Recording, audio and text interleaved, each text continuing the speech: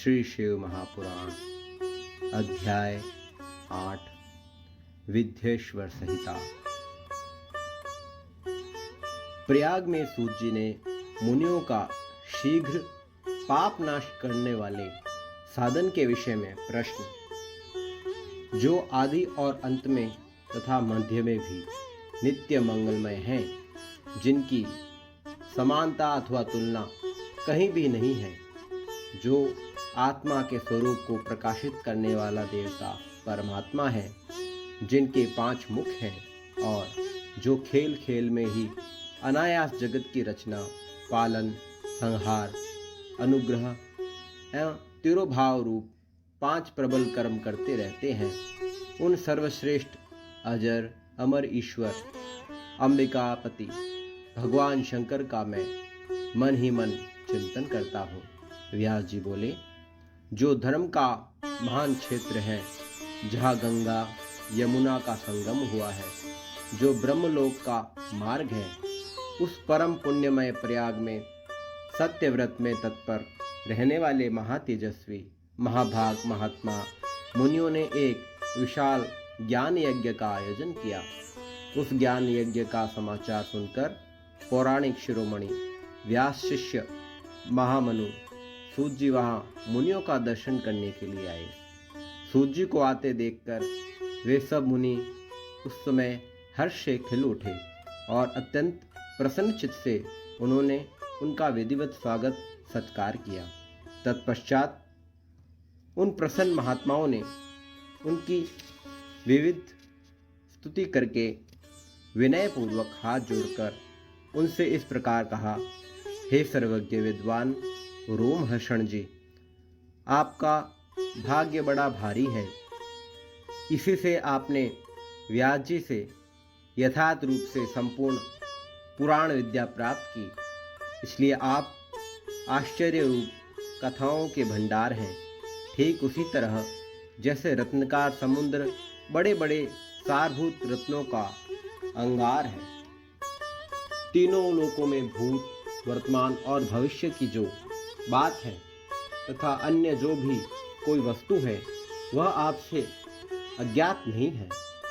आप हमारे सौभाग्य से इस यज्ञ का दर्शन करने के लिए यहाँ आए हैं। इसी व्यास से हमारा कुछ कल्याण करने वाले हैं, क्योंकि आपका आगमन निरर्थक नहीं हो सकता। हमने पहले भी आपसे शुभाशुभ तत्व का पूरा वर्णन सुना है, किंतु इससे तृप्ति नहीं होती। हमें उसे सुनने की बार बार इच्छा होती है। उत्तम बुद्धि वाले हे सूत जी, इस समय हमें एक ही बात सुननी है कि यदि आपका अनुग्रह हो तो गोपनीय होने पर भी आप उस विषय का वर्णन करें। घोर कलयुग आने पर मनुष्य पुण्य कर्म से दूर रहेंगे, दुराचार में फंस जाएंगे, सबके सब सत्य भाषण से विमुख हो जाएंगे, दूसरों की निंदा में तत्पर होंगे, पराये धन को हड़पने लेने की लिए इच्छा करेंगे, उनका मन पराई स्त्रियों में आसक्त होगा तथा वे दूसरे प्राणियों की हिंसा किया करेंगे। वे अपने शरीर को ही आत्मा समझेंगे। वे मूढ़, नास्तिक तथा पशु बुद्धि रखने वाले होंगे, माता पिता से द्वेष रखेंगे तथा वे कामवश स्त्रियों की सेवाओं में लगे रहेंगे। ब्राह्मण लोभ रूपी ग्रह के ग्रास बन जाएंगे, वेद बेचकर जीविका चलाएंगे, धन का उपार्जन करने के लिए विद्या का अभ्यास करेंगे, मद से मोहित रहेंगे, अपनी जाति के कर्म छोड़ देंगे, प्राय दूसरों को ठगेंगे, तीनों काल की संध्या उपासना से दूर रहेंगे और ब्रह्म ज्ञान से शून्य होंगे। दयाहीन, अपने को पंडित मानने वाले, अपने सदाचार व्रत से रहित, कृषि कार्य में तत्पर, क्रूर स्वभाव वाले एवं दूषित विचार वाले होंगे। समक्ष क्षत्रिय भी अपने धर्म का त्याग करने वाले, कुसंगी, पापी और व्यभिचारी होंगे। उनमें शौर्य का अभाव होगा। वे युद्ध से विरत अर्थात रण में प्रीति न होने से भागने वाले होंगे। वे कुत्सित चौर्य कर्म से जीविका चलाने वाले शूद्रों के समान बर्ताव करेंगे और उनका चित्त कामना का किंकर बन जाएगा।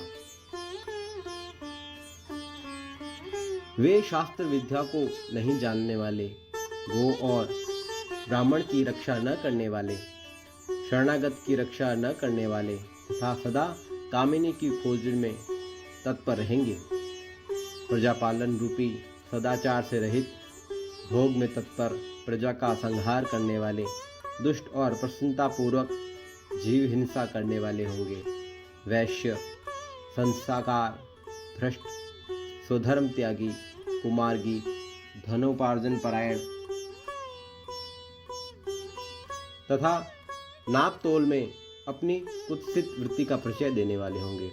वे गुरु देवता और विजातियों के प्रति भक्ति शून्य, कुत्सित बुद्धि वाले, द्विजों को भोजन न कराने वाले, प्राय कृपणता के कारण मुट्ठी बांधकर रखने वाले, पराई स्त्री के साथ कामरत मलिन विचार वाले, लोभ और मोह से भ्रमित चित्त वाले और वापी कूप तड़ाक वादी के निर्माण आदि यज्ञादि सत्कर्मों धर्म का त्याग करने वाले होंगे। इस तरह कुछ क्षुद्र ब्राह्मणों के आचार में तत्पर होंगे। उनकी आकृति उज्जवल होगी, अर्थात वे अपना कर्म धर्म छोड़कर उज्जवल वेशभूषा से विभूषित हो व्यर्थ घूमेंगे। वे मूढ़ होंगे और स्वभावतः ही अपने धर्म का त्याग करने वाले होंगे। वे भांति भांति के तप करने वाले होंगे, द्विजों को अपमानित करेंगे, छोटे बच्चों की अल्प मृत्यु होने के लिए अभिचारिक कर्म करेंगे, मंत्रों के उच्चारण करने पर तत्पर रहेंगे, शालग्राम की मूर्ति आदि पूजन करेंगे, होम करेंगे, किसी न किसी के प्रतिकूल विचार सदा करते रहेंगे, कुटिल स्वभाव वाले होंगे और द्विजों से द्वेष भाव रखने वाले होंगे। वे यदि धनी हुए तो कुकर्म में लग जाएंगे, यदि विद्वान हुए तो विवाद करने वाले होंगे, कथा और उपासना धर्मों के वक्ता होंगे और धर्म का लोप करने वाले होंगे। वे सुंदर रजाओं के समान वेशभूषा धारण करने वाले, दंभी, दानमानी, अतिशून्य, अतिशय अभिमानी, विप्र आदि को अपना सेवक मानकर अपने को स्वामी मानने वाले होंगे। वे अपने धर्म से शून्य, मूढ़, वर्ण संकर, कुरुबुद्धि वाले, महाभिमानी और सदा चारों वर्णों के धर्म का लोप करने वाले होंगे।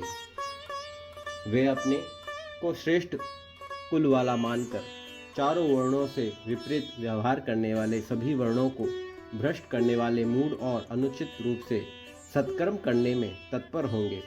कलयुग की स्त्रियां प्राय सदाचार से भ्रष्ट होंगी, पति का अपमान करने वाली होंगी, सास ससुर से द्रोह करेंगी, किसी से भय नहीं मानेगी और मलिन भोजन करेगी।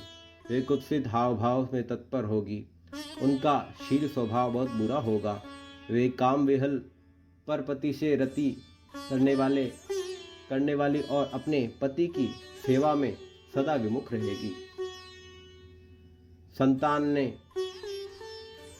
माता पिता के प्रति श्रद्धा रहित, दुष्ट स्वभाव वाली, असत विद्या पढ़ने वाली और सदा रोगग्रस्त शरीर वाली होगी।